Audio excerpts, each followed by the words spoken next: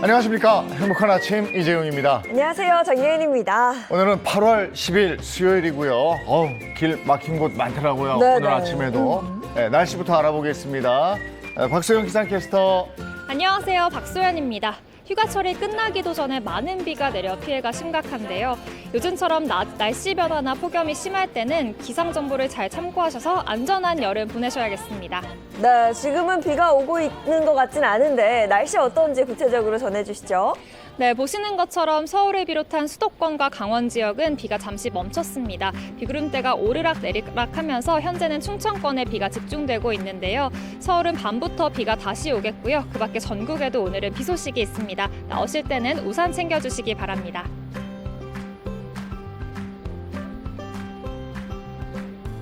(4일간) 수도권을 중심으로 기록적인 폭우가 쏟아졌습니다. 지난 8일부터 오늘 오전 5시까지 서울 동작구와 경기 광주는 525mm 안팎, 강원 횡성은 361mm의 비가 내렸습니다. 내일까지는 비가 더 내릴 텐데요. 비구름대가 남하하면서 수도권과 강원 지역의 호우특보는 대부분 해제됐지만 충청권에 호우특보가 내려졌습니다. 오전까지 충청권에는 시간당 50에서 80mm의 매우 강한 비가 내리겠습니다. 내일까지 충청권에는 300mm 이상, 전북과 경북에는 100에서 200mm가 예상됩니다.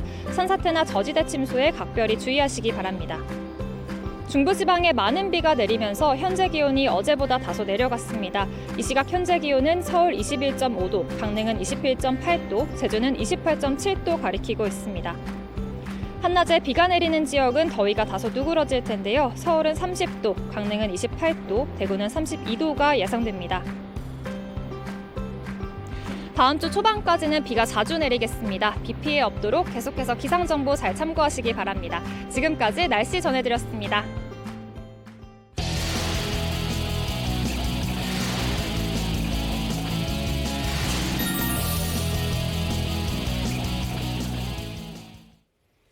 네, 화제 이슈를 발빠르게 전해드리는 모닝 브리핑 순서입니다. 김성환 시사평론가와 함께합니다. 어서 오세요. 네, 안녕하세요. 네, 첫 번째 이슈부터 전해주시죠. 첫 번째 이슈는 중부지방 기록적 폭우입니다.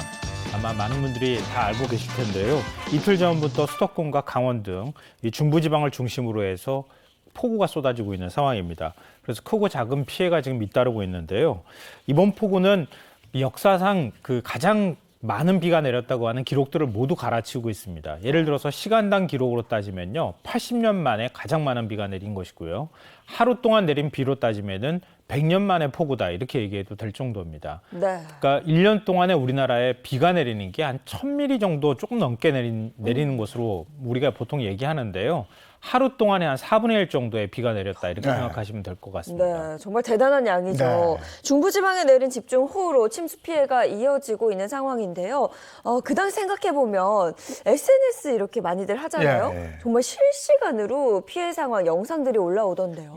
네, 맞습니다. SNS 이용하시는 분들은 잘 아실 거예요. SNS 이용자들의 폭우 언급량이 급증했다고 합니다. 네, 네. 이거는 지금 현재 폭우 상황들을 많은 분들이 전하고 계신다 이렇게 보시면 될 것 같은데요. 그러면서 사진이나 영상들이 속속 올라오고 있는 상황인데요. 이 서초구에 위치한 한 아파트 앞에서 침수된 차량 본닛에 올라간 남성이 굉장히 관심을 받았습니다. 그러니까 이 남성은 지금 폭우가 쏟아지는 상황인데 양복을 입은 채로 휴대폰을 하는 이런 모습을 보였는데요. 마치 초탈한 사람처럼 보인다. 그래서 서초동 현자라는 별칭으로 SNS에서 불리기도 했고요. 그리고 신림동에서 물이 불어난 상황에서 수영을 하는 사람이 영상에 찍혔습니다. 그 영상을 보면서 많은 사람들이 신림동 펠프스다 이렇게 별칭을 붙여주기도 했는데요. 하지만 이걸 두고 걱정하는 목소리도 적지 않았습니다. 네. 감전이 될까 봐 걱정이다. 그리고 지금 도심에서 이렇게 물이 불어나면 굉장히 물이 사실 오염이 된 물이라고 볼 수 있거든요. 네, 네. 거기서 수영을 하게 되면 피부병이 날까 봐 걱정이다. 이렇게 또 걱정하는 사람들이 굉장히 많이 있었습니다. 네, 기록적인 폭우로 정말 피해가 속출하고 있는데 피해 규모가 어느 정도 됩니까? 오늘 오전 6시 기준으로 해서 집계된 현황 말씀드리면요. 16명이 사망하거나 실종된 것으로 파악되고 있고요. 주택이나 상가가 2,600여 동이 침수가 됐습니다. 그리고 이재민이 570명이 발생한 것으로 파악되고 있는 상황입니다. 많은 분들이 아마 인명피해 가운데 안타까워하고 가슴 아파했던 사연이 있었죠. 반지하에 살던 신림동의 일가족 3명이 숨지는 그런 안타까운 사고도 있었고요. 또 밤사이에 산사태가 곳곳에서 발생을 해서 주택과 공장을 덮치는 일도 있었습니다. 그래서 인명피해가 커졌습니다. 그리고 강남을 중심으로 해서 굉장히 많은 차량이 침수가 됐는데요. 어제 오후 2시를 기준으로 해서 집계된 현황을 말씀드리면 한 4,000대 넘는 5,000대 육박하는 차량이 침수가 된 것으로 파악되고 네. 있습니다. 그래서 손해보험사에서는 한 650억 이상, 700억 원 가까운 피해가 발생한 것으로 추정하고 있는 상황입니다. 네, 이번에 이렇게 기록적인 폭우가 내린 원인 분명히 있을 것 같은데요. 네, 이번 폭우의 원인은 정체전선이다 이렇게 요약해서 말씀드릴 수 있을 것 같은데요. 북쪽 티베트 부근에서는 굉장히 차갑고 건조한 공기가 아래쪽 우리나라 쪽 방향으로 밀려 내려오는 이런 모습들을 보이고 있고요.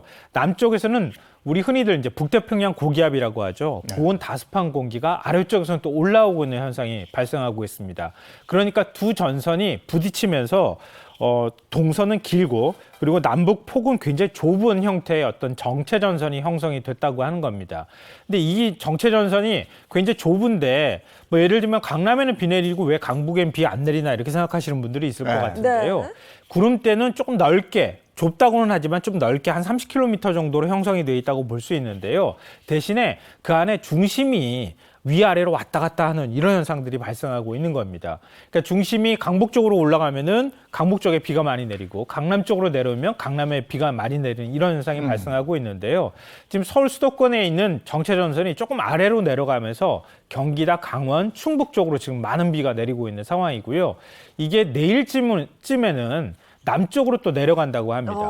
그러니까 지금 서울 수도권을 중심으로 해서 중부지방을 중심으로 비가 많이 내린다고 생각할 수 있겠지만 남부지방에도 내일부터는 비가 내릴 수 있으니까 지금부터 미리미리 대비하시는 게 좋을 것 같습니다. 아니 오늘도 지금 이제 출근길 답답할 것 같은데 지금 시각이 그렇죠. 네. 7시 37분. 예, 그렇죠? 맞죠? 7시 그 정도 지나는 37분인데 것, 네. 예, 지금 저 도로 곳곳이 또 통제되는 곳이 있어서요. 예, 어떨지 모르겠습니다. 어떻게 돼 있습니까? 오늘 아침에 방송하러 오시면서 굉장히 고생 많이 아우, 하셨어요. 저는 저도요. 강북 강변을 지나와야 되는데 네. 거기 통제되더라고요. 네, 맞습니다. 저도 굉장히 고생 많이 네. 했는데 평소보다 한 2배 정도 시간이 더 걸리더라고요. 오전 7시 현재 기준으로 말씀드리면요. 서울의 도시고속도로 가운데 양방향이 통제되는 곳은 2곳입니다. 반포대교, 잠수교 구간하고요. 그리고 올림픽대로 가양대교에서 동작대교 구간이 지금 양방향 모두 통제되고 있는 상황입니다. 이렇게 서울의 동과 서를 잇는 주요 고속도로, 도시고속도로가 통제가 되고 있는 상황이어서 이걸 피해야 되는 상황이잖아요. 네. 이 여파가 서울시 전체 교통에 미친다 이렇게 생각하시면 될 것 같습니다. 그러니까 아침에 출근길에 출근하시기 전에 반드시 교통 상황을 확인하시고 출발하시는 게 좋을 것 같습니다. 이 중부지방의 집중호우가 12일까지, 그러니까 내일 모레까지 이어진다고 네. 하니까 지금 뭐 주의를 기울이셔야 될 것 같고요. 자, 다음 이슈 보겠습니다. 두 번째 이슈는 전기료 급등의 소상공인 한숨입니다. 전기요금이 지난해 10월에 한 차례 올랐고요. 그리고 올해 4월과 7월에 두 차례 또 올랐습니다. 그런데 오는 10월에도 추가로 또 오른다. 이런 이제 소식이 전해지고 있어서 중소기업들 사이에서 전기료 폭탄을 맞는 거 아니냐 이런 걱정이 지금 커지고 있는 상황입니다. 특히 이제 전기요금이 매출의 상당 부분을 차지하고 있는 중소 영세상인들의 걱정이 큰 상황입니다. 그러니까요. 전기요금 인상안이 수면 위로 올라오면서 뭐 자영업자, 소상공인들의 시름이 점점 더 깊어지고 네. 있는 것 같습니다. 그러니까 사례를 들어서 말씀드리면요. 서울 종로구에 위치한 한 마트의 경우에 최근 6월분 전기료가 나왔다고 하는데요. 128만 원이 나왔다고 합니다. 근데 이상고온이 계속되니까 지금 에어컨을 많이 틀어야 되는 상황이잖아요. 그러니까 전달보다 한 17% 전기를 더 썼다 그래요. 그런데 전기요금은 68%가 더 나왔다고 합니다. 그러니까 마트 사장의 경우에는 냉장고와 아이스크림, 냉동고 이런 것들 24시간 가동해야 되는 상황이고 또 이번 달에 지금 한여름 피크라고 할 수 있잖아요. 또 요즘에 굉장히 습기가 많잖아요. 맞아요. 에어컨을 틀지 않을 수가 없는 상황이기 때문에 전기료가 큰 부담이 된다 이렇게 하소연을 하고 있습니다. 실제로 자영업자나 소상공인들 걱정들 많이 하시던데 전기요금이 어느 정도나 오른 겁니까? 그러니까 당장 7월부터 전기요금이 이제 연료비하고 요즘에 연동돼 가지고 나오고 있잖아요. 킬로와트 시당 5원이 추가로 인상이 됐습니다. 그러니까 이 때문에 PC방이나 노래 연습장, 무인 아이스크림 매장, 그리고 이 스터디 카페 등 냉장 냉동 시설을 가동을 많이 하는 또 그리고 에어컨을 많이 쓰는 자영업자들의 부담이 커질 수밖에 없는데요. 경기도 고양시에 위치한 한 PC방을 예로 들면 4월에 전기요금이 250만 원이 나왔다고 합니다. 그런데 6월 달에는 350만 원으로 올랐다고 하는데요. 그 PC방 임대료가 270만 원이라고 합니다. 그러니까 임대료보다 월 전기료가 더 많이 나오는 이런 상황이 벌어지게 됐는데요. 근데 전기요금뿐만 아니라 다음 달부터는 당장 이번 달부터 이제 오르는 분이 가만히 되는 건데요. 도시가스 요금까지 지금 오를 예정입니다. 그러니까 공과금 부담이 앞으로 더 커지는 상황이 발생할 수 있습니다. 이제 곧 있으면 또 명절이고 이런데 안 오른 것이 없습니다. 네네. 것이 걱정이고요. 다음 이슈 가겠습니다. 세 번째 이슈는 자폐 스펙트럼 장애인 부모의 속앓이입니다. 최근에 이제 자폐 스펙트럼을 가지고 있는 변호사를 주인공으로 한 드라마가 굉장히 큰 인기잖아요. 네, 국제적으로도 굉장히 인기가 높은 상황인데요. 덕분에 자폐 스펙트럼에 대한 국민들의 인식도 많이 개선이 됐습니다. 하지만 이런 긍정적인 영향도 미쳤지만 부정적인 측면으로 보면은 자폐 스펙트럼을 앓고 있는 자녀를 둔 부모의 속앓이는 오히려 커지고 있다. 이런 얘기가 전해지고 있는데요.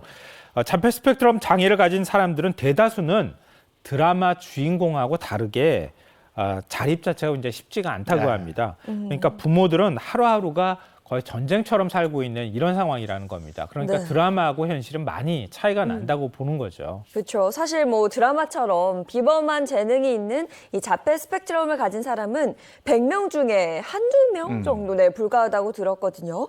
그러면 국내에 등록된 자폐 스펙트럼 장애를 가진 사람 어느 정도나 되는 거예요? 보건복지부에 등록되어 있는 장애인으로 말하면요. 2011년에 15,000여 명 정도가 됐거든요. 그런데 지난해 33,000여 명이었습니다. 그러니까 10년 사이에 한 2배 이상 증가했다 이렇게 볼 수 있는데요. 이렇게 급등하는 이유는 뭐 여러 가지로 분석할 수는 있겠지만 노산이 지금 증가하고 있는 상황이잖아요. 그리고 그것에 따른 유전적 결손이 좀 증가하는 현상, 그리고 환경 호르몬, 중금속 등 생활 속 유해 물질의 영향이 좀 더 증가한 것이 아니냐 이렇게 추정이 되고 있는 상황입니다.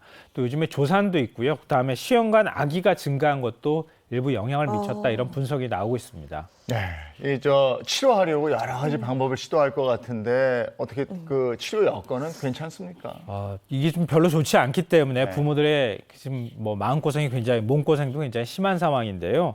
자녀를 치료하기 위해서는 보통 이제 행동 교정 치료를 하게 되는데요. 네. 응용 행동 분석이라고 이걸 부르더라고요. 그런데 치료 기간의 한 70%가량이 서울과 경기도 수도권에 다 몰려 있는 상황입니다.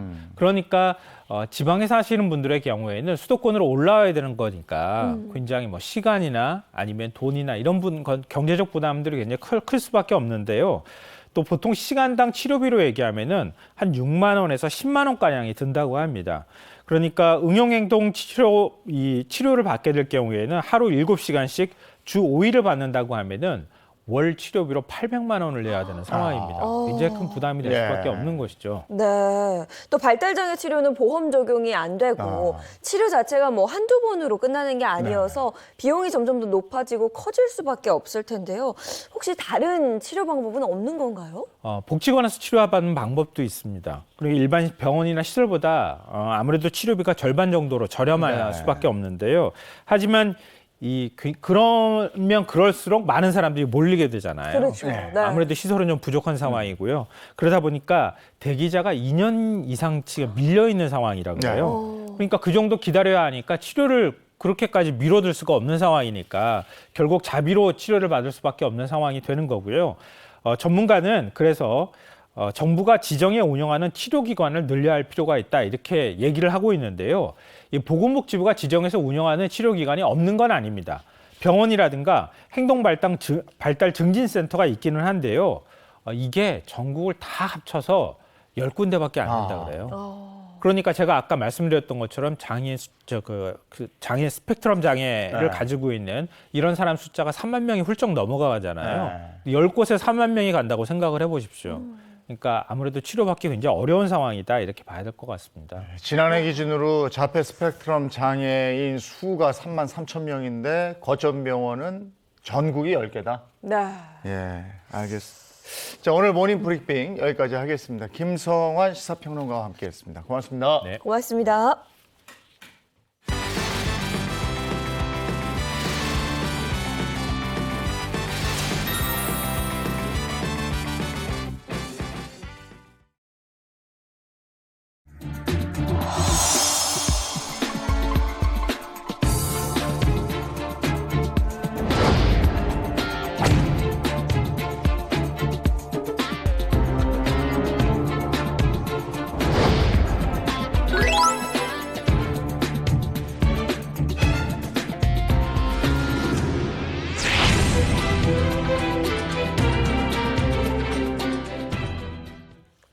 네, 한 주간의 연예계를 달군 가장 핫한 소식을 전해드리겠습니다. 연예 라이브 시간입니다. 네, 오늘도 반가운 세 분과 함께합니다. 인사 먼저 부탁드릴게요. 안녕하세요. 연예계 팩트 사냥꾼 홍정선입니다. 네, 안녕하세요. 자칭 특종 여신 미남 전문 기자 최정아입니다. 네, 안녕하세요. 친근한 동네 오빠. 오빠, 동네 오빠야. 오빠, 오빠, 오빠, 오빠. 연기 오빠야. 또박또박 불러봤습니다. 최근에 가수 연기 인사 올리겠습니다. 네, 반갑습니다. 반갑습니다. 연예 라이브 첫 번째 키워드 뭡니까? 네, 연예라이브 첫 번째 키워드는 배우 고 김성원 하늘의 별이 되다입니다. 조금은 무거운 소식인데요. 만인의 사랑을 받았던 스타가 하늘의 별이 되어 돌아갔다는 안타까운 소식입니다. 네, 배우 김성원 씨는요, 드라마 파리의 연인 그리고 웃어라 동해아 등 다수의 드라마에서 회장님 역할로 시청자들의 많은 사랑을 받아왔는데요. 지난 8일 세상을 떠났다는 안타까운 소식입니다. 네, 정말 갑작스러운 소식이었는데요. 투병 중이셨다는 사실이 또 드러났죠. 맞습니다. 중후한 목소리와 함께 회장님 전문 역할. 요즘 젊은 분들은 또 그렇게 기억하시겠지만 저로 보면 예전에 그냥 드라마 무조건 주연. 사실 김혜수 씨 남편 역할한 적도 있었어요. 네. 그만큼 한 시대를 풍미했던 대단한 배우였는데 그런 김성원 씨 유족에 따르면은 이 김성원 씨가 올해 초에 방광암 말기 판정을 받고 투병 중에 지난 8일에 별세하셨고 오늘 새벽에 발인하셨다고 하네요. 네. 목소리가 참 좋으셨어요. 네. 알고 보니까 이제 성우 출신이시고 뮤지컬 배우도 하고 그러셨다면서요? 네, 맞습니다. 고 김성원 씨는 1950년대 후반에 CBS 성우로 데뷔를 한 배우인데요. 아주 정감 있는 목소리로 청취자들의 사랑을 받아왔습니다. 이뿐만 아니라 뮤지컬 1세대 배우로 이 국내 뮤지컬 분야의 초석을 다지는 데 기여한 바가 있는데요. 한국 최초 뮤지컬인 살짝이 없어야에 출연을 하기도 하고 또 해외 동포들을 위해서 해상왕 장보고에 출연을 하기도 했습니다. 뿐만 아니라 두 번째 태양 등의 해외 공연을 아주 훌륭하게 마치기도 했는데요. 이런 공로를 인정을 받아서인지 이 한국 뮤지컬협회 이사장 그리고 서울 뮤지컬 진흥회 고문을 지내기도 했습니다. 네, 아마 많은 분들이 기억하실 것 같아요. 네. 다시 한번 삼가 고인의 명복을 빕니다. 자, 이어서 두 번째 연애 소식 키워드로 만나보죠. 네, 연예라이브 두 번째 키워드는 물에 잠기고 비 새고 스타들도 못 피한 물폭탄입니다. 이례적인 폭포비로 서울과 수도권 그리고 강원도 일대에 물폭탄이 쏟아져 일부 지역은 사실상 마비가 됐는데요. 저도 이제 아침에 출근하다 보니까 정말 많은 물이 불어다니는 네, 걸 맞아요. 네네. 확인을 했거든요. 이제 수도권을 강타한 물폭탄에 스타들도 고립되거나 이제 피해를 보았다는 소식입니다. 어떤 스타들이 피해를 알렸습니까? 네, 먼저 이범수 씨의 아내입니다. 이 이범수 씨 아내는 SNS를 통해서 영상을 게재했는데요. 이런 글을 함께 올렸어요. 번역을 끝냈더니 집에 물이 새는구나. 난 웬만한 일은 아무렇지도 않다라는 글과 함께 이 영상을 게재한 건데요. 공개된 영상에는 보시다시피 천장에서 물이 줄줄 새고 있는 모습 그리고 이 물이 떨어지고 있는 곳에 이 양동이를 놓고 빗물을 받고 있는 모습이 알려졌습니다. 네, 기록적인 폭우가 이어지고 있는 가운데 집뿐만 아니라 체육관이 피해를 봤다 이렇게 말한 스타도 있었어요. 그렇습니다. 지금 서울 강남 피해가 극심하잖아요. 방송인 겸 이 격투기 선수 김동현 씨의 이 체육관이 서울 신사동에 있는 겁니다. 그래서 이렇게 침수한 모습 공개하고 정말 다 물에 잠겼죠. 사실 이런 또 이 운동 기구들도 다 지금 피해가 클 텐데 이 현장과 함께 이 피해를 복구하는 또 현장 사진도 올렸는데 이 피해 복구에 직원들이 다 함께 나선 모양입니다. 직원들에게 감사하는 마음도 표했습니다. 네. 또 연예인들은 방송 스케줄 뭐 시간 다툼이 그렇죠. 많은데 이래서 오도 가지도 못하고 길에 묶인 분들도 있고 이랬다면서요? 네, 맞습니다. 이 개그맨 김숙 씨가 그 케이스였는데요. 사진 한 장을 올렸어요. 도로가 침수된 사진이었는데 이 사진을 올리면서 정말 심각하다라면서 오도 가도 못하는 이 상황을 많은 대중에게 공개하기도 했고요. 개그맨 김미연 씨 역시 폭우 때문에 아주 아찔했던 순간을 공개했습니다. 김미연 씨 남편이요. 폭우로 인해서 극한 상황에 처했던 건데 강남역 사거리가 이번에 정말 많이 피해가 컸잖아요. 이 강남역 사거리 차 안에서 문이 열리지 않고 전화 연결도 안 되고 물이 점점 가슴까지 차오르는 등 아주 극한 상황에 처해 있었는데 침착하게 대처해서 살아 돌아왔다라면서 이 걱정과 안도를 한 번에 하는 이런 모습을 보이기도 했습니다. 네, 지금은 또 빗줄기가 뭐 충청 또 남부지방을 네. 향해 간다고 하죠. 추가 피해 없도록 정말 조심하셔야겠습니다. 자, 이어서 마지막 연예 소식 키워드를 한번 살펴볼까요? 네, 연예라이브 세 번째 키워드는 하정우가 돌아온다. 복귀작은 마약 드라마입니다.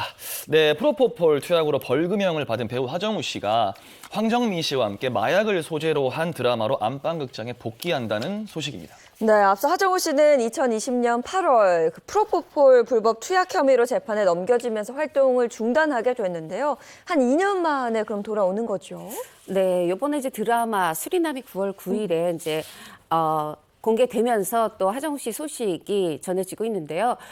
지난 2019년 1월에서 9월 이 프로포폴 불법 투약 혐의를 받았어요. 이 당시 재판부 마지막 최종 판결문을 보면 19번. 근데 그중에서 재판부가 확인한 거는 하정우 씨가 한 게 9번입니다. 그럼 나머지 10번은 사실 이제 매니저 이름이 타인에게 도용되는 이런 부분이 있었고, 그래서 재판부는 이런 어떤 피부 시술을 받더라도 이런 프로포폴 투약이라든가 아니면은 이렇게 타인의 어떤 명의로 하는 이런 부분이 대중에게 끼치는 영향을 생각할 때 이게 신중하지 못했다 얘기를 했고 벌금 3천만 원을 선고했습니다.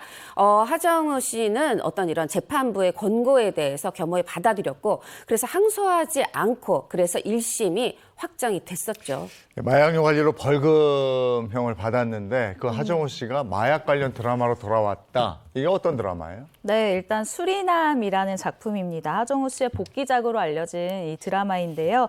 민간 사업가가 수리남을 장악한 한인 이 마약왕을 검거하려는 국정원의 비밀 작전에 협조하면서 벌어지는 이야기를 그린 액션 드라마인데요. 극중 하정우 씨가 맡은 역할, 바로 목숨을 걸고 국정원 작전에 투입된 민간인 역할을 맡았다고 합니다. 지난 2005년이죠. 드라마 프라하의 연인으로 인기를 얻은 하정우 씨가 2007년도에는 마지막 작품인, 그러니까 드라마 마지막 작품인 이 히트를 찍고 나서 이후에는 사실 이 드라마에 출연한 적은 거의 없었잖아요. 네. 그 이후로 계속해서 영화 출연을 했었는데 무려 15년 만에 출연하는 드라마입니다. 거기에다가 이 하정우 씨랑 이제 영화를 정말 많이 찍은 윤종빈 감독이 또 마이크를 잡았어요. 이 메가폰을 잡았기 때문에 더더욱 큰 관심을 받고 있는 작품이기도 합니다. 네, 드라마로 자신의 복귀를 알린 하정우 씨입니다. 앞으로의 행보는 어떻게 될까요? 사실 이제 뭐 검찰 앞에 섰을 때나 재판이 끝났을 때 뭐 억울하다라든가 이런 구체한 설명을 하지 않았었어요. 뭐든지 깨끗하게 인정했고 사과했고 그러면서 어떻게 보면 그동안 우리 눈에는 보이지 않았지만 좀 작품은 촘촘히 준비가 된 상황이에요. 그래서 요번에 9월 9일 수리남 나오죠. 그리고 또 지금 영화 피랍 촬영하고 있는데 8월 31일 날 촬영 마칠 것 같고요. 그리고 사실 이전에 코로나 이전부터 촬영됐던 영화들이 있습니다. 보스턴 1947 또 올 초에 찍었던 야행 이런 영화들도 개봉을 조율 중이어서 혹시나 이제 뭐 하고 있지 하셨던 분들은 앞으로 줄줄이 작품을 만나게 되리라 예상해 봅니다. 네, 하정우 씨 얘기까지 연예 라이브였습니다.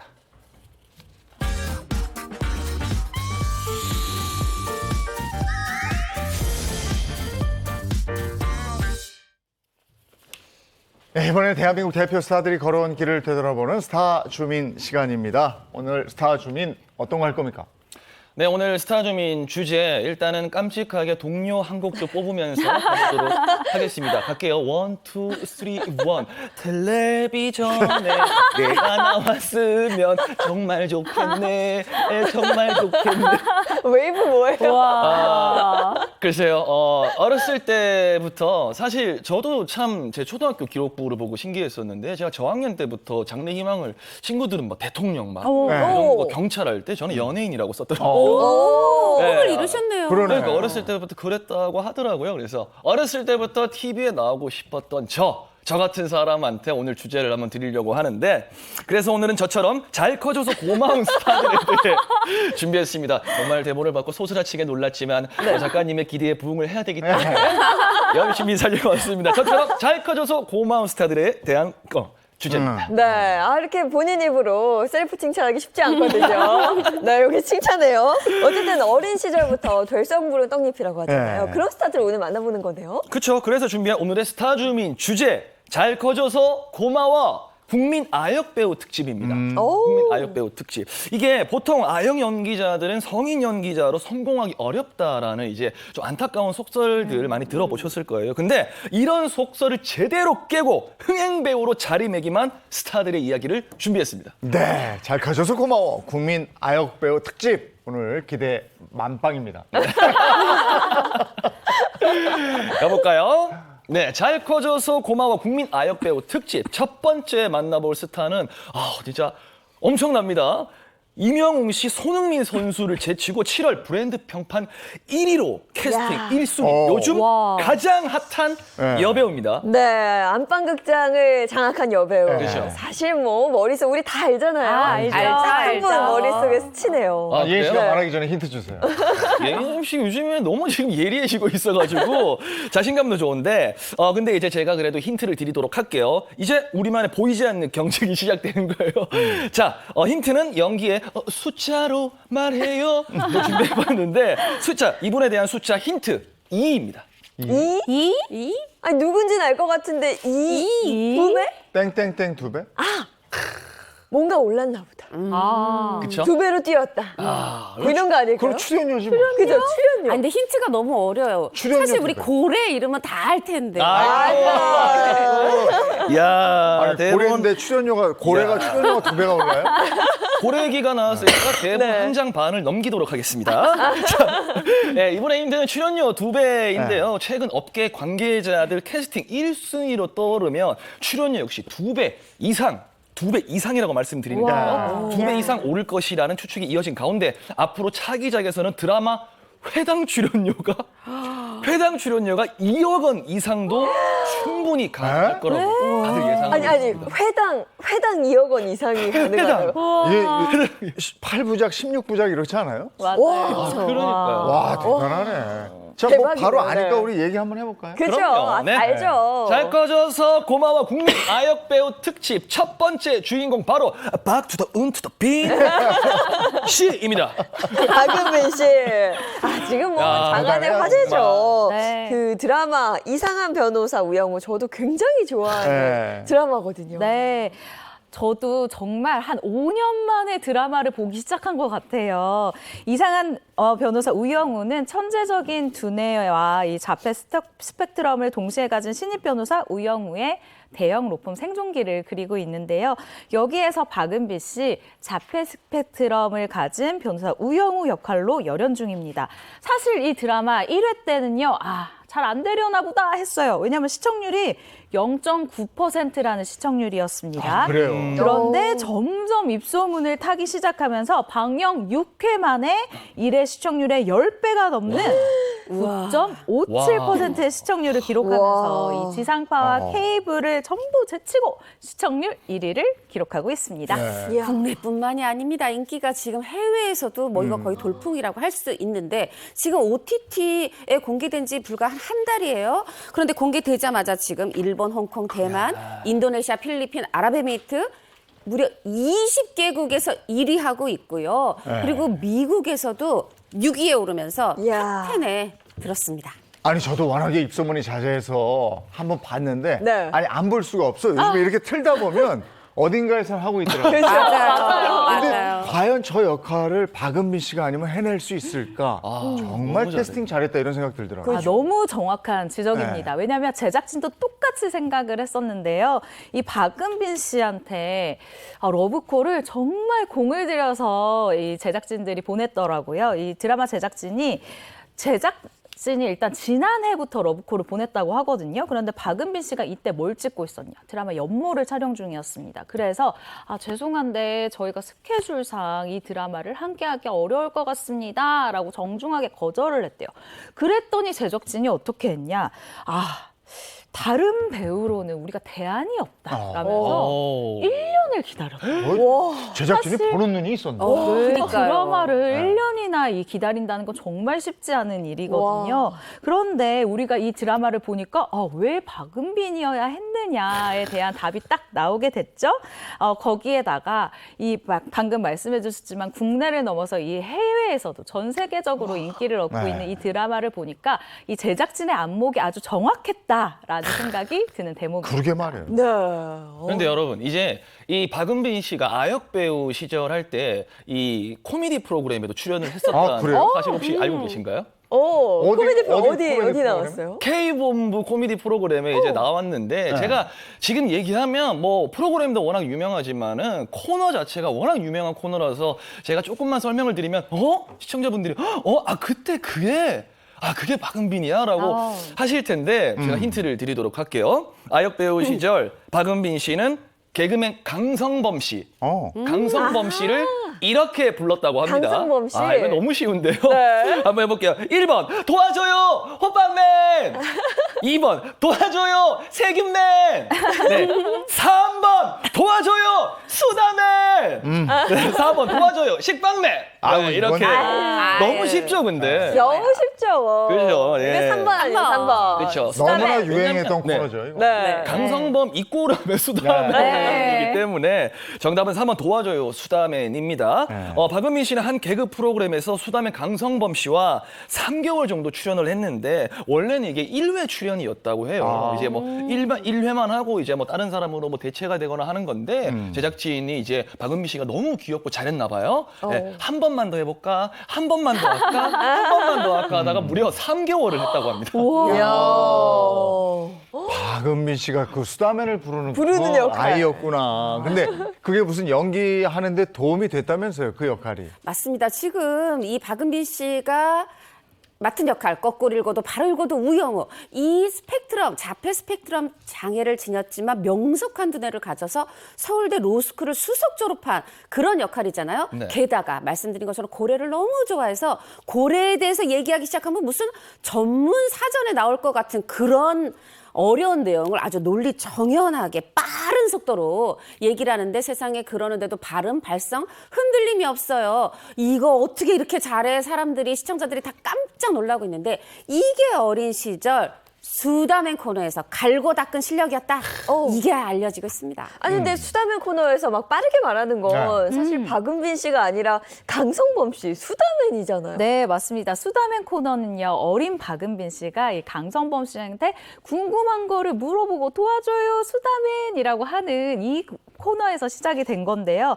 강성범 씨가 이제 그에 대한 답을 해주는 그런 코너였던 거죠. 그런데 기억을 더듬어 보면 이 당시에 박은빈 씨와 강성범 씨의 대화가 마치 배속을 한 것처럼 아주 빠르게 진행이 되고 있었던 거예요. 그래서 이 누리꾼들이 또 엄청난 센스가 있지 않습니까? 당시 영상을 되돌려보고 이런 이야기를 합니다. 역시 이래서 한국의 엄마들이 조기 교육의 중요성을 이야기하는 거다. 어릴 때부터 빠르게 얘기하니까 지금도 이렇게 빠르게 얘기를 잘하지 않냐? 라면서 이야기를 하더라고요. 야, 어쨌든 이렇게 이상한 변호사 우영우의 흥행에 힘입어서 뭐 이 흥행은 박은빈 씨 흥행일 수도 있어요. 맞아요. 몸값이 치솟고 있다 이런 얘기군요. 치솟을 수밖에 없습니다. 시청률이 10배인데 어떻게 보면 그에 비하면 적어요. 사실 이 드라마 출연하기 전에 박은빈 씨 출연료가 1억 원 아래였다 그래요. 그런데 지금 이렇게 드라마 돌풍을 전국에 뭐 아시아에 세계에 일으키면서 이 출연료가 요 다음에는 아마도 2배가 넘어서 회당 2억 원이 될 거다. 이렇게 지금 전망이 되고 있어요. 야, 요즘 출연료가 이래. 그러니까 1년이 아니고 한 달이 아니고 회당입니다. 그런데 사실 이게 뭐 이것도 개선돼야 될 건데 흔히 남자 배우들보다 여자 배우들 출연료가 좀 한참 낮거든요. 이제 박은빈 이후에는 이게 좀 달라질 것이다. 이런 판도가 예상되고 있습니다. 네, 이런 이야기가 나올 만한 게 박은빈 씨가 회당 2억을 받게 되면요. 이게 정말 업계 최고 수준이다라고 할 만합니다. 지난해 한 매체에서요. 드라마에서 회당 2억 원 이상 받는 이 여배우들을 조사를 해봤는데 정말 이름만 들어도 알만한 일단 송혜교 씨, 전지현 씨가 이 대열에 이미 자리를 굳건하게 다지고 있어요. 그런데 박은빈 씨가 이제 올해부터 확 들어가게 되면 이 박은빈 씨의 이제 이 여배우 사이에서 위치가 어느 정도를 차지할지 알 수 있는 대목입니다. 아니, 근데 드라마 회당 출연료가 2억 원대로 올라서면 광고 출연료는 맞아. 얼마나 될까요? 말해 뭐합니까? 출연료와 또 광고료는 비례하지 않습니까? 그래서 박은빈 씨 또 광고료가 2배 이상으로 2배로 훌쩍 넘어섰다는 거예요.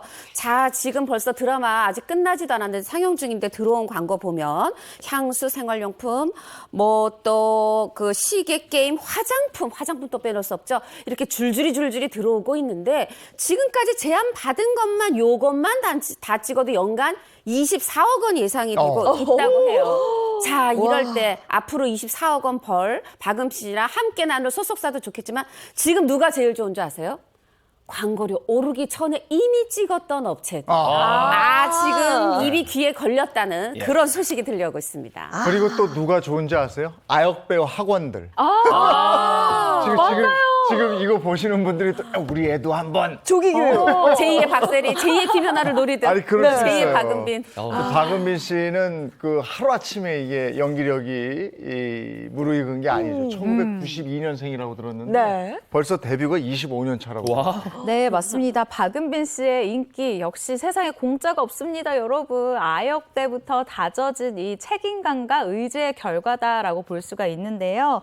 일단 이 박은빈 씨가 5살에 백화점 브랜드 모델로 데뷔를 했어요. 그리고 98년도에 드라마 백야 3.98에서 박상원 씨의 딸로 나오면서 본격적으로 연기를 시작을 하게 됐는데요.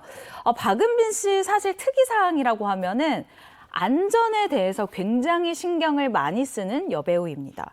아니, 나이가 어린데 뭐 벌써 안전에 신경을 써? 92년생인데? 라고 생각하실 수도 있는데요. 사실 이 박은빈 씨가 우리나라에는 0.3%밖에 없는 RH-A형을 가지고 있다고 해요. 그렇기 때문에 이제 좀 스스로 다치는 것에 대해서 아마 어렸을 때부터 좀 많이 조심해라라는 얘기를 부모님한테 듣고 자랐을 것 같은데요. 이 박은빈 씨 소속사 측이 공개한 영상에 따르면요. 일단 여름에는 눈병에 걸릴까 봐 이 수영장도 잘 안 갔다고 하고 또 촬영 중에 나로 하여금 차질이 생기면 절대 안 된다는 생각에 스키장도 겨울에는 또 어디 부러질까 봐 가지도 않았다고 합니다. 심지어 휴가가 있어도요. 일부러 멀리 나간 적이 없다고 하거든요. 이 놀고 싶은 이 마음 10대, 20대 때 꾹꾹 참아와서 이렇게 뭔가 일에 집중을 했기 때문에 이런 결과가 있지 않았을까라는 생각이 드는 부분이에요. 네, 박은빈 씨 차기작도 기대되는데 요즘에는 어떻게 지내고 있어요? 뭐 휴가 같지 않았어요? 맞습니다. 드라마 끝났고 잘 되고 있으니까 휴가 갔죠. 발리로 휴가를 갔는데 자, 요 발리에서 또 잠깐 휴식을 취하고 오면 할 일이 너무 많죠. 아까 말했던 광고 다 찍어야 되죠. 또 인터뷰도 해야 되죠. 차기작 밀려 들어왔으니까 그것도 검토해야 되죠.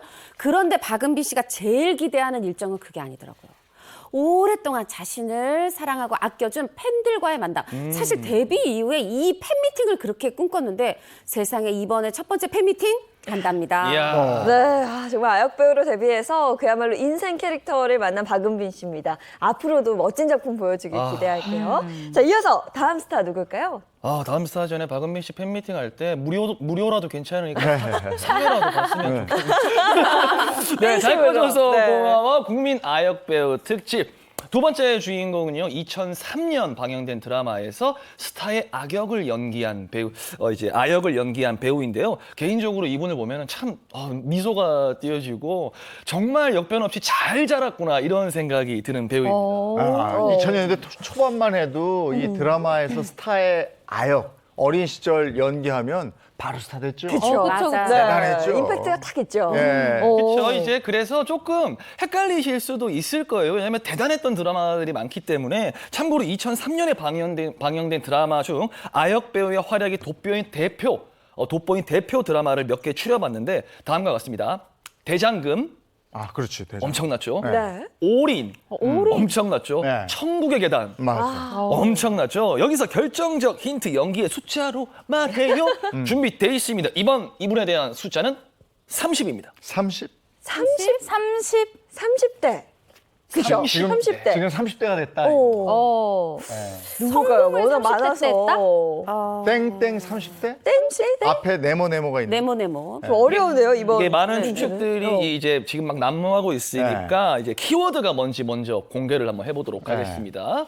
키워드는 공개를 했고 이제 굉장히 참기 힘들었을 텐데 잘 커져서 고마워 국민 아역 배우 두 번째 주인공 바로 배우 박신혜 씨입니다. 그래요? 30대. 근데 뭐 30대인지가 뭐가 또 30대? 궁금한데. 따귀를 따기를 30대. 딱이? 야. 기억나네요. 그런 딱이를 시즌이 있었어요? 저 천국의 계단에서 그러니까 최지우 씨 아역으로 나온 거잖아요. 그랬죠. 근데 거기서 아역을 따기를 30대를 때려? 이거 안 그런 되는데. 장면이 있었나요? 아니 그러니까 성인도 아니고 이게 어린이 배우 최지우 씨 아역인데 따기를 30대 박신혜 씨 근데 또 대단해요. 지금 이렇게 얘기해요. 지금 영상들 보시면 굉장히 아플 거라고 생각하시는데 사실 그때 저는 뭐 맞을 때 아픈 줄도 몰랐어요. 이렇게 얘기를 하는데 사실 대본에는 딱 4번 맞는다고 써 있었대요. 그런데 실제로 박신혜 씨가 맞은 건 30번. 이 따기를 때린 배우가 누구였을까요? 배우 이휘양 선배신데 사실 이휘양 씨가 드라마에서 따기 때린 장면이 좀 유독 많아요. 근데 이렇게 얘기합니다. 내가 그래도 이 따기 때린 배우들 중에 가장 미안한 게 지금까지도 박신혜다. 이렇게 얘기할 만큼 그런데 이게 또 이렇게 지금 화제가 됩니다. 네. 이렇게 최지우 씨 아역으로 이름을 알리게 된 박신혜 씨인데요. 처음부터 꿈이 배우는 아니었다 그래요? 네, 사실 박신혜 씨가 배우의 길에 들어간 게요. 이 드라마 천국의 계단을 통해서 인지도가 급상승하면서부터 본격적으로 배우의 길을 걷게 됐다고 합니다. 그렇다면 박신혜 씨의 원래 꿈은 뭐였느냐? 바로 경찰관이었다고 해요. 초등학교 6학년 때 이제 어릴 때는 경찰관을 꿈꾸는 박신혜 씨가 지인의 권유로 이렇게 예쁘게 생겼으니까 뮤직비디오 오디션 한번 봐봐라 라고 이제 권유를 했는데 이게 오늘날의 박신혜 씨가 있게 된 계기가 됐습니다. 박신혜 씨가 봤던 뮤직비디오 오디션이 바로 너무너무 지금도 잘 나가는 가수 이승환 씨의 뮤직비디오였어요. 그런데 운 좋게도 이승환 씨 뮤직비디오의 주인공으로 바로 발탁이 돼서요. 가수 데뷔를 목표로 연습생 준비를 하고 있었다고 하거든요. 그런데 요즘 말로 왜 델롬델이라고. 델롬은 어떻게든 된다고 합니다. 이렇게 가수 연습생 생활을 하던 박신혜 씨가 이 천국의 계단 PD 눈에 띄어서 오디션도 없이 바로 드라마에 출연을 하게 됩니다. 그것도 최지우 씨 아역으로. 이렇게 굉장히 많은 이 아시아 국가에서 리틀 체지우다라고 불리면서 이 처음부터 인기를 빵 받은 인지도를 빵 얻은 케이스였습니다. 근데 박신혜 씨는 그 아역으로 시작해서 20대 믿고 보는 배우가 된 거 아니에요? 네. 그렇죠. 최지우 씨 아역도 못했으면 그 정도 화제가 아니었을 텐데 거기서 끝이 아니라 본인이 20대 되고서도 드라마 미나미 시네요에서 남장 여자 역할 연기 잘했죠. 근데 그 뒤에 생각해보면 상속자들, 피노키오, 또 그리고 닥터스까지 3연속 연타로 홈런을 쳤어요. 그러다 보니까 20대에 흔히 밑보배라 그러죠. 믿고 보는 배우의 어떤 존재감을 들이우게 되는데 사실 저는 이제 이게 박신혜 씨가 어렸을 때부터 이 어린이 배우 할 때부터 차근차근 자신의 어떤 바탕을 다져왔기 때문에 가능했던 일이다 이렇게 생각을 하는데 보면은 언제 하느냐 뭐 주말 드라마 미니시리즈 이런 것도 상관하지 않고 장르도 상관하지 않고 묵묵히 그 연기들을 해왔거든요. 그게 아주 얼굴만 변하지 않은 게 아니라 그 성실함이 변하지 않아서 또 오늘에 이르렀다 이런 생각해봅니다. 아, 뭐 연기 뭐 말해 뭐합니까? 워낙 네. 잘하니까. 박신혜 씨 이렇게 연기 열심히 해서 또 부모님께 의리의리한 효도를 했다 그래요? 네, 맞습니다. 박신혜 씨가요, 아역 시절부터 이제 10년째 일을 했던 해에 부모님한테 큰 선물을 했어요. 그게 바로 뭐냐? 양대창 가게를 이제 만들어서 부모님한테 선물로 드린 건데요. 정말 효녀로 소문이 나 있습니다. 스케줄이 없는 날에는 이 양대창 가게에 가서 직접 서빙도 하고요. 팬들하고 이야기도 하고요. 부모님 일손을 직접 돕는 이런 모습을 많이 보여줘서 기사화도 많이 됐었는데 이 개인적으로 사실 아역 스타라고 하면 이 집안의 가장이 되는 그러니까 가족의 생계를 책임지는 경우가 굉장히 많아요. 그래서 아이의 의지와 상관없이 일을 하는 경우도 왕왕 봐왔었는데 사실 박신혜 씨의 가족들은 또 각계 이 가게 활동을 하고 있기 때문에 이런 상황도 아니었다고 합니다. 아니 부모님께 돈 벌어서 양대창 사드린 게 아니고 양대창 가게를 차려드린 거예요. 맞습니다. 그리고 케이크 뭐. 본인이 데이트할 때 그 가게를 또 애용하게 되는 거고. 맞아요. 네. 사실 지난해 11월에 열애 4년 만에 저희 결혼해요와 함께 임신해서요까지 알리면서 굉장히 화제가 됐잖아요. 근데 사람들이 그렇게 놀라지 않았어요. 왜냐하면 이 4년 동안 꾸준하게 뭐 별로 가리지도 않고 공개 열애를 또 차분하게 해왔는데 말씀하신 것처럼 본인이 부모님께 차려드린 그 양대창, 양곱창 가게에서 이 최태준 씨랑 데이트를 했는데 사람들이 그걸 그냥 공공연히 목격을 했을 거 아니에요. 그 목격한 사람들이 얘기합니다. 어머 봤더니 박신혜 어머니 말하자면 예비 장모랑 그렇게 장모님이랑 스스럼 없고 또 굉장히 깍듯하더라, 보기 좋더라 하더니 결국 이렇게 또 결혼까지 골인입니다. 네. 아니 근데 그 박신혜 씨의 남편인 최태준 씨도 아역 배우 출신이지 않아요? 네, 맞습니다. 최태준 씨가 올해 1년생이에요. 91년생인데 이 지난 2001년 드라마 피아노에서 이분도 대단합니다. 조인성 씨 아역으로 데뷔를 해서 열연을 선보였어요. 네. 하지만 이 자신을 연예인으로만 보는 주변의 시선이 부담스러워서 돌연 연애 활동을 전면 중단합니다. 그리고 예술고등학교에 입학을 한 후에 연기를 본격적으로 배우면서 아, 내가 진짜 이 연기라는 이 것을 정말 좋아하는구나. 난 배우를 하고 싶은 사람이구나라는 이 꿈을 재확인한 후에 다시 연기 공부에 매진을 했고요. 그 결과 2011년도에 드라마 빠담빠담을 통해서 아주 성공적으로 성인 연기 데뷔식을 치르게 됩니다. 네, 두 사람이 모두 아역 배우 출신인데 어떻게 만난 거예요?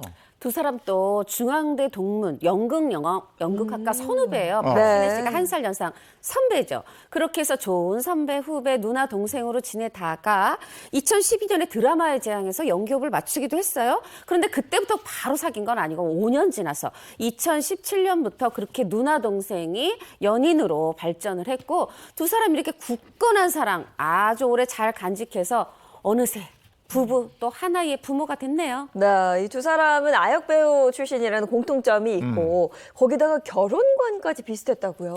네, 그렇습니다. 두 사람은 각각 이 방송을 통해서 빨리 결혼해서 예쁜 가정을 꾸리고 싶다라는 바람을 나타낸 적이 있는데요. 일단 박신혜 씨 같은 경우에는 2015년도에 한 방송에서 나는 꿈이 결혼이었다. 엄마, 아빠처럼 예쁘게 가정을 꾸리고 싶다는 생각을 했다. 목표가 결혼이 되니까 아빠 같은 사람을 찾게 되더라. 나는 23살에 결혼할 줄 알았다. 라는 이야기를 했습니다. 최태준 씨 역시 마찬가지였어요. 2016년도에 한 방송에서요. 어렸을 때 결혼을 좀 빨리 하고 싶다는 생각을 많이 했었다라는 이야기를 하기도 했습니다. 네, 박신혜 씨는 결혼 4개월 만에 등남했고 네. 호랑이띠 엄마 대열에 합류하고 이렇게 되는 거죠? 아니 뭐 원래 23살에 결혼할 줄 알았다. 빨리 결혼하고 싶었다던 박신혜 씨다 보니 지금 작품 활동보다 이 육아에 전념하고 있어요. 그런데 얼마 전에 출산 이제 겨우 2개월 된 모습을 SNS에 공개를 했는데 어머 붓기가 하나도 없어요. 박신혜 씨 이렇게 혼자 이쁘게 없기에요. 빨리 그 비결이 뭔지 얼른 공개해 주세요. 네, 아역 배우에서 이제는 하나의 엄마가 된 박신혜 씨의 이야기까지 살펴봤고요. 이어서 다음 스타 만나볼까요? 네, 잘 커져서 고마워 국민 아역 배우 특집. 다음 스타는요, 이제 집안에서는 세 자매 중 막내의 공주로 태어났고요. 방송사에 들어와서는 아주 몸을 바치는 잡초가 됐다고 합니다. 현재 무려 51세 배우입니다. 네, 세 자매 중에 막내로 네. 이렇게 배우가 됐다 그랬는데 아직까지 저는 잘 모르겠어요. 힌트를 더 주셔야 될 것 같아요. 그렇죠. 이분에 대한 힌트 또 연기의 숫자로 말해요. 한번 가보도록 할게요. 일단 먼저 공개를 한번 해주시죠. 키워드로. 7대. 때 네. 7대 7대. 네, 너무 어려운데요? 아니 뭐 3대까지는 알겠는데 네. 7대째 배우를 한 거예요? 뭐 꿀밤 7대 이런 거 아니고 7대. 뭘까요? 궁금하시죠? 네네. 또 힌트 더 필요할 것 같아요. 제가 이것도 노래 힌트를 준비를 했는데 뭐 워낙 유명한 노래이다 보니까 다 아실 겁니다. 아 그래서 7대라고 했구나. 가보도록 하겠습니다.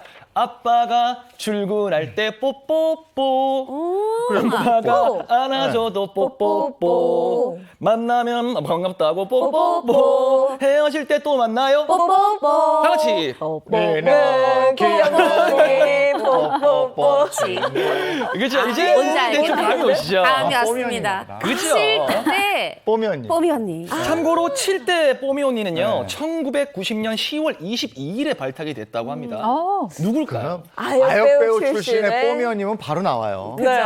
그렇죠 장서희 씨 아닙니까? 맞습니다. 잘 커져서 고마워 국민 아역배우 특집 세 번째 주인공 바로 배우 장서희 씨입니다. 아, 장서희 씨 하면은 그 복수국의 여왕이잖아요. 아, 그쵸. 점 하나 딱 찍고 나와야 네. 되는데 한동안 소식이 좀 뜸한가 했더니 지금 뭐 복귀작이 있다고요? 아, 네, 맞습니다. 이 최정아 기자의 단독 기사로 알려드리도록 하겠습니다. 오랜만에 단독 기사를 알려드리게 됐는데요. 어느덧 데뷔 42년 차를 맞이한 이 장서희 씨가 최근 10월에 방영을 앞둔 드라마 마녀의 게임으로 5년 만에 안방극장 컴백을 한다라는 사실을 이제 취재를 했는데요.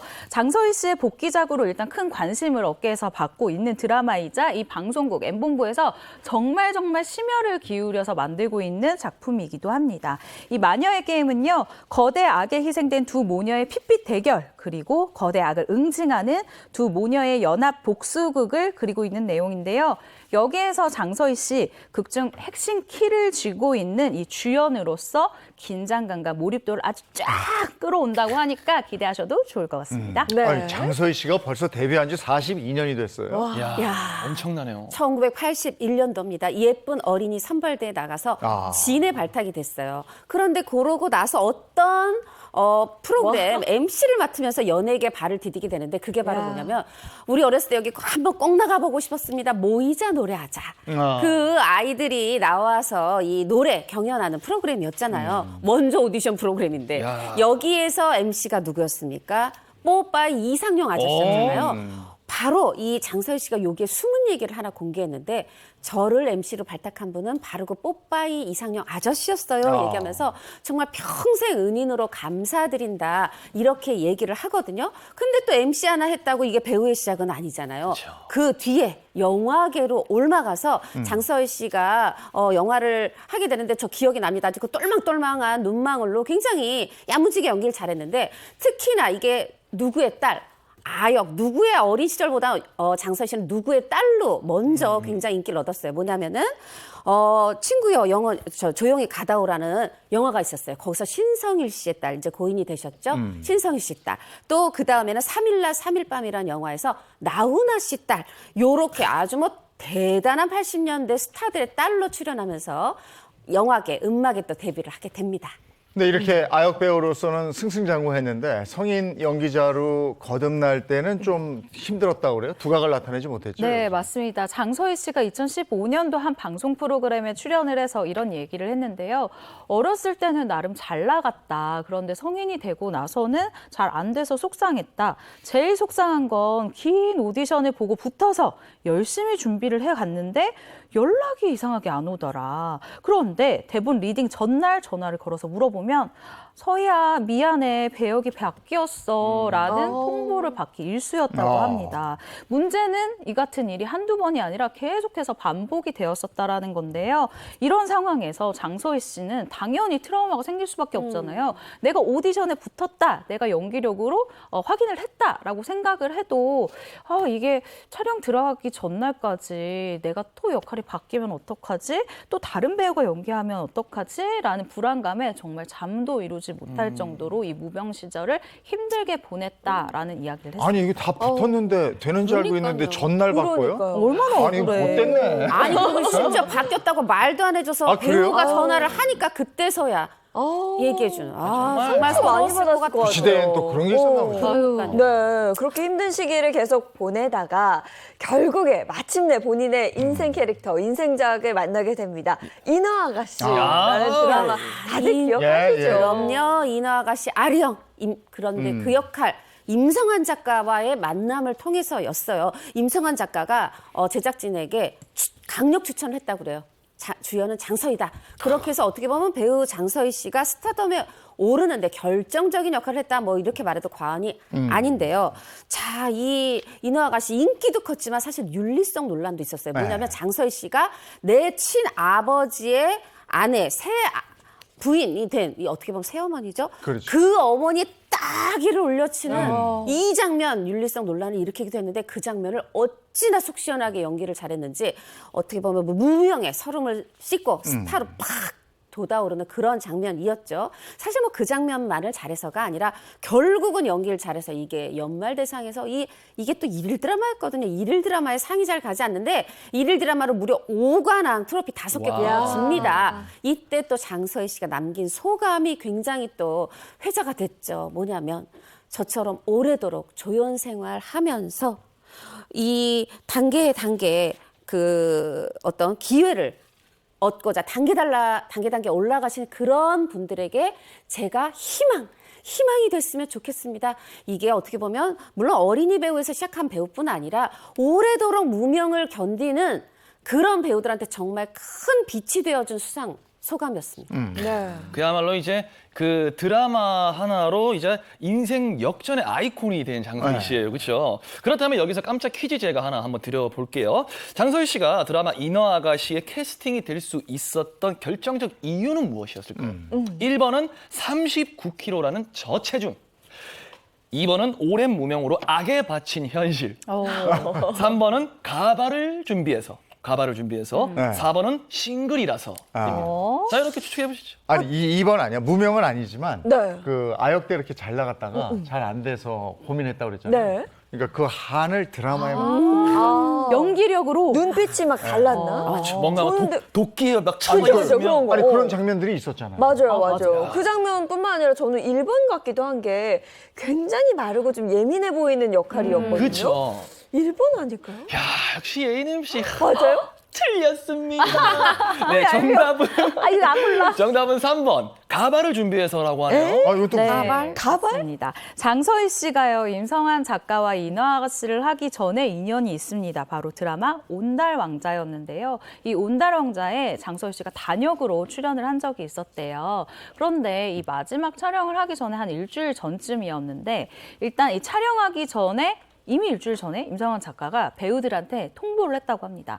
이 그 헤어스타일을 좀 다들 좀 바꿔줬으면 좋겠어요 라고 얘기를 했는데 아무도 바꾸지 않았대요. 그런데 장서희 씨만 가발을 준비해서 현장에 딱 나타난 거예요. 그래서 임성환 씨가 이 모습을 보고 쟤 누구야? 이러면서 쟤 열정 대단한데? 라는 생각을 해서요. 이 인어 아가씨의 주인공으로 과감하게 캐스팅을 했다고 합니다. 네, 그래서 이렇게 인생 캐릭터를 만난 이후에 그냥 승승장구할 줄만 알았는데 오히려 이렇게 작품에서 성공한 게 자신의 발목을 잡는 아이러니한 상황이 있었다고요. 그러니까요. 이제 고생 끝 행복 시작인 줄 알았는데 인어 아가씨 이후에 들어오는 이 드라마들이 늘 이랬다고 해요. 일단 뭔가 고난을 이겨내요. 그런 다음에 멋진 남자 사랑에 빠져요.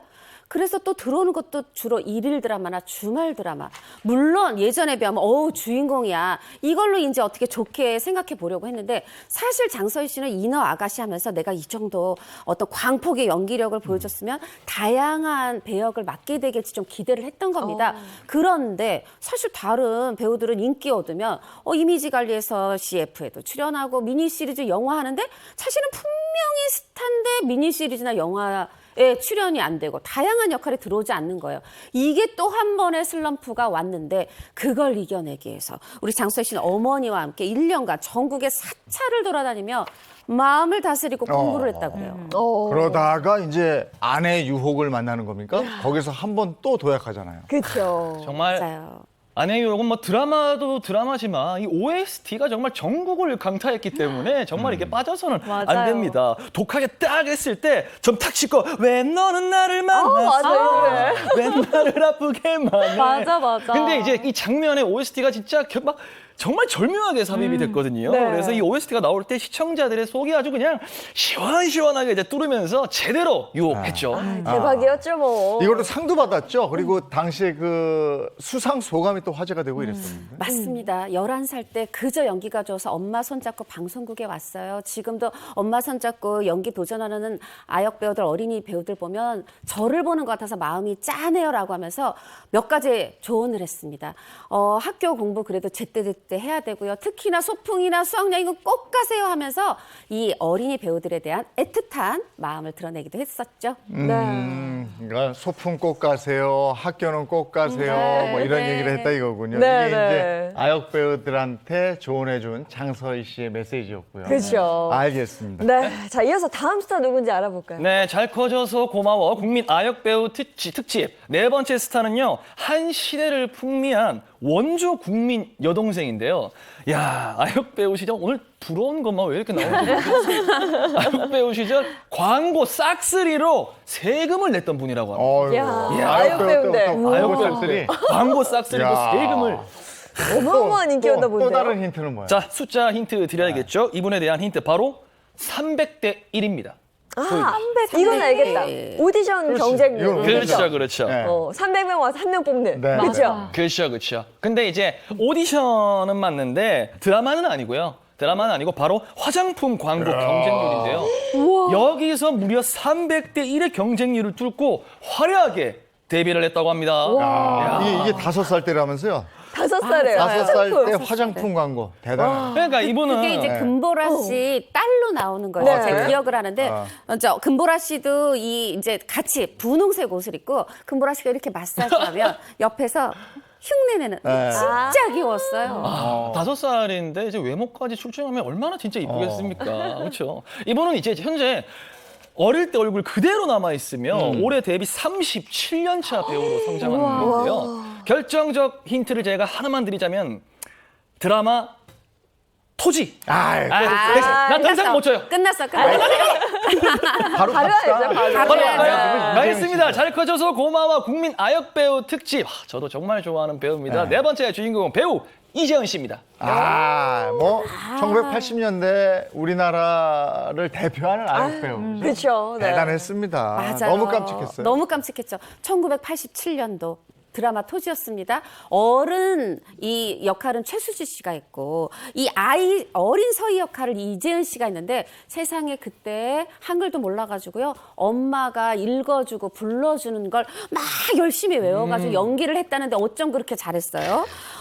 사실 이제 그렇게 하다 보니까 그 뒤에 뭐 모두 아동복, 옷을 비롯해서 어린이 관련 모든 브랜드들의 사실 어린이 제품이 그렇게 텔레비전에 CF로 많이 나오진 않거든요. 9개, 10개를 그냥 다 이재은 씨가 전담하는 그런 세상이 됐고 뭐 CF 스타로스뿐만이 아니라 드라마 1홀로는 연말에 또 아역상 받으면서 굳건하게 독보적인 어린이 배우로 자리매김을 했죠. 와, 아동복 브랜드 9개에서 10개 전담 모델이었다. 그러니까 뭐 독보적이었다. 이렇게 볼 수 있을 것 같아요. 전남 모델에 뭐 5살부터 화장품 광고에 네. 그러면 이 어린이의 어린 시절의 수입은 어느 정도가 됐을까요? 제일 궁금한 부분입니다. 2019년도에 이재은 씨가 한 방송에 출연해서 이런 이야기를 했는데요. 그 나이에도 세금을 냈다. 이 9살에도 납세액이 많았다라고 얘기를 하는데요. 월 1,000에서 2천만 원을 벌었었다고 합니다. 와, 그것도 대단하죠. 그 시절에 월 1,000에서 이야. 2천이니까 네. 얼마나 많이 벌었는지 우리가 예상할 수 있는 부분이죠? 네. 80년대. 와, 80년대 세금으로만. 네. 와. 와, 아역 배우로 활약하면서 이렇게 큰 사랑을 받았다 이재은 씨인데요. 20살이 되던 해 굉장히 파격적인 선택을 하면서 또 한 번 변신을 보여줘요. 파격적이었죠. 1989년 노랑머리. 와, 제목도 뭐 실제로 이재은 씨가 연기한 배역의 머리도 노랑머리였지만 사실 이게 파격적 노출이 맞아요. 있어서 지금 또 많은 분들이 기억하실 텐데 사실 이 배우들이 이런 거를 선택하는 이유가 있어요. 뭐 이매진 씨도 그렇고 뭔가 아역 배우, 어린이 배우 출신은 이 꼬리표를 떼고 성인 연기자로 제대로 거듭나야 된다는 그런 또 숙제를 안고 있거든요. 어떻게 보면 성인 어떤 신고식을 호되게 치른 건데요. 그렇지만 사실 우리가 노출만 기억하면 안 돼요. 정말 연기 잘했고 맞아요. 굉장히 그랬는데 어떻게 보면 노출만 기억이 돼서 안타까운데 더 안타까운 게 있어요. 왜요? 이게 단순히 성인 신고식만을 위한 게 아니었더라고요. 진짜 또 이유가 있는데 아버지의 빚 때문이었습니다. 아버지가 사업을 했는데 그 큰 빚을 져가지고 그거를 갚기 위해서는 어떻게 보면 큰 출연료를 한 번에 주는 영화에 출연할 수밖에 없었다고 합니다. 야, 이게 아역 배우들 보면 그런 가정사가 있는 아역 배우들이 더러 있더라고요. 네. 근데 이재현 씨도 어려서부터 그럼 소가리를 많이 했겠네요. 네, 이재은 씨가 이 데뷔 이후에 아버지가 폐결핵을 앓게 됐는데요. 어머니께서는 아버지가 아픈 상황이니까 일을 좀 쉬어라라고 해서 이 건강 관리에 힘쓰고 있었대요. 그러던 이 날에 아무래도 딸이 굉장히 잘 나가잖아요. 그러니까 주변에 유혹이 계속 뻗치는 거죠. 아버지 쪽으로 사람들이 붙습니다. 사업 한번 해봐라. 아니, 내가 좋은 아이템이 있는데 한번 같이 해보자. 이런 제안이 그렇게 많이 들어왔다고 해요. 그런데 번번이 결과가 좋지 않았던 거죠. 사기를 당하거나 혹은 실패하거나 이 둘 중에 하나였을 정도로 결과가 좋지 않았고 계속해서 반복이 되다 보니까 이재은 씨가 한 번은 아버지한테 이런 얘기를 했다고 합니다. 내가 돈 버는 기계야?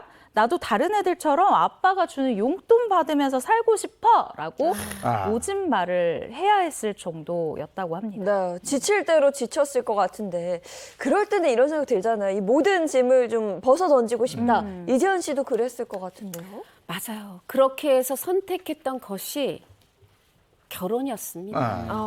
부모님은 또 당연히 반대했죠. 그 반대 무릅쓰고 어렵사리 결혼했어요. 좀 나한테 집중하고 싶었겠죠. 그런데 결혼한 지 한 1년쯤 됐을 때 청천벽력 같은 소식을 듣게 되는데 아버지가 뇌출혈로 쓰러지시고 또 암 판정을 받으면서 투병하시다 2008년에 돌아가십니다. 그런데 그 장례식장에서 이재현 씨 어떻게 보면 너무 5살 때부터 돈만 나를 벌게 한 어떻게 보면 아버지에 대한 원망 때문에 그 당시에는 눈물조차 나오지 않았다 그래요. 네. 근데 이재현 씨를 힘들게 한 건 비단 이것뿐이 아니었다면서요? 네, 어머니 역시 일단 아버지가 사업이 번번 실패를 하다 보니까 다시 시작하려는 사업 자금을 마련하기 위해서 개를 들었는데 여기에서 또 빚이 생기면서 다시 한번 이 빚의 굴레에 들어가게 된 거예요. 이재현 씨가 당시를 회상하면서 제 반평생이 엄마의 개 때문에 망가졌다라고 털어놓기도 했어요. 그렇게 이재현 씨, 이 아버지가 돌아가신 후에 자신의 전 재산이었던 이 집 한 채를 어머니한테 드린 거죠. 어머니 이걸로 이제 계속 사시면 된다. 그런데 지인한테 또 어머니가 사기를 당한 거예요. 그러면서 무일푼이 됐고 결국 이재은 씨에게 이 어머니가 다시 한번 찾아오게 됐는데 이재은 씨가 이 찾아온 어머니를 보고 아주 큰 결심을 했다고 합니다. 그게 뭐냐면 네. 이젠 어머니와 인연을 끊어야 되겠다라는 네. 생각이었대요. 네. 아이고야. 엄마가 홀로 섰으면 좋겠다 그런 마음이 있었던 걸까요? 네, 이재은 씨가 어머니한테 엄마도 이제 홀로서기를 해야 돼. 제발 어디 가서 남의 집 파출부라도 하면서 스스로 돈을 좀 벌어봤으면 좋겠어라고 애원을 했다라는 거예요. 그러면서 제발 내 인생에서 걸림돌이 되지 말았으면 좋겠어라고 아주 모진 말을 하기까지 했는데 그 이후로 약 7년 동안 어머니와 연락을 하지 않고 이 외면을 한 채 살았다고 합니다. 그런데 이 엄마라는 존재랑 인연을 끊으면 마음이 편할 것 같죠? 내가 이 빚에서 끝낼 것 같죠? 그런데 마음이 그렇지가 않은 거예요. 계속해서 죄책감에 시달리고 마음이 뭔가 계속 찝찝하고 했었는데 이재은 씨가 그 마음 때문에 결국 우울증까지 오고요. 슬럼프를 겪는 등 아주 힘든 시간을 보냈다고 합니다. 그러면 그 후에 어머니와는 전혀 교류가 없었던 거예요? 다행이었던 것 같아요. 연극 친정엄마에 캐스팅이 됐고 그걸 연기하면서 엄마 생각이 났고 그래서 7년 만에 엄마를 제외하게 됐어요. 바로 연극에 초대했던 거죠. 그러면서 이재현 씨가 반성을 했다고 그래요. 내가 도대체 뭘 위해서 엄마하고 이렇게 떨어져 살았나? 그러면서 성공적인 재해가 이루어졌습니다. 네. 그리고 이재현 씨에게는 최근에 굉장히 반가운 소식이 들려왔죠. 4월 30일 SNS에 저 결혼합니다. 그리고 임신했어요. 이렇게 또 알렸죠. 새로운 반쪽과 둘이 걸어가려고 했는데 이제 곧 셋이 또 걸어가게 될 것 같아요. 노산이라고 이재현 씨 걱정하고 있다는데 저 이렇게 얘기하고 싶어요. 아이고 43 요즘에 제 후배도 더 그보다 많은 나이에 쑥쑥 건강하게 출산 잘했고 지금 아이도 잘 자라고 있거든요. 저는 진짜 이 셋이서 함께 행복한 동행 하셨으면 좋겠습니다. 네, 알겠습니다. 오늘 잘 커줘서 고마워 국민아역배우 특집이라는 주제로 여러분과 함께했습니다. 고맙습니다. 고맙습니다. 감사합니다. 아니 비가 계속 남쪽으로 내려간다고 그러고 지금 충청도 쪽에 이렇게 계속 비가 내린다고. 그렇죠. 네, 꽤 많은 양의 비가 내리고 있고 앞으로도 내릴 것으로 예보가 되고 있습니다. 피해 없도록 조심하시기 바랍니다. 좋은 하루 보내시고요. 저희는 내일 아침 7시 30분에 돌아올게요. 행복한 아침, 행복한 하루 되십시오. 고맙습니다. 고맙습니다.